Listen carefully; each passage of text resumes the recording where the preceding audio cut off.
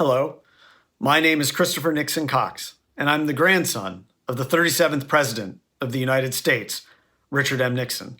And today it is an honor for me to be with you as we virtually and safely commemorate the 50th anniversary of the founding of the Environmental Protection Agency.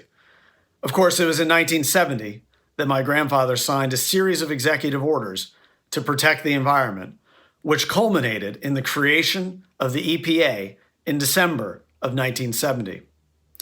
As a little boy growing up in Southern California, my grandfather greatly enjoyed the great outdoors of California.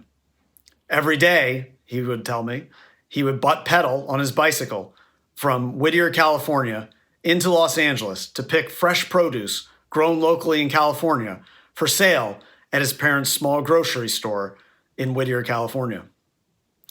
Back in those days, the environment was very clean. And as my grandfather went through time into the 1960s, he saw the environment continually degrade.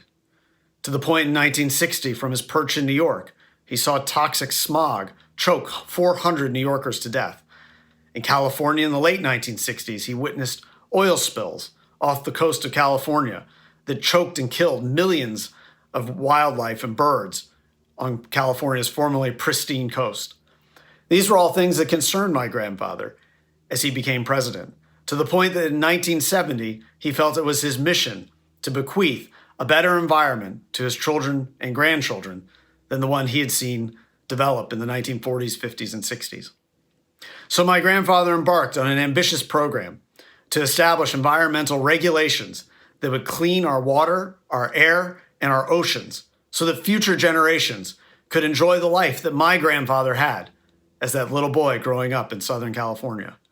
And as we look back over the 50 years of the EPA's existence, we can see the great good that's been done by the EPA to take toxic chemicals out of our air and our water and our food so that fewer children are maimed and have birth defects as a result of these chemicals.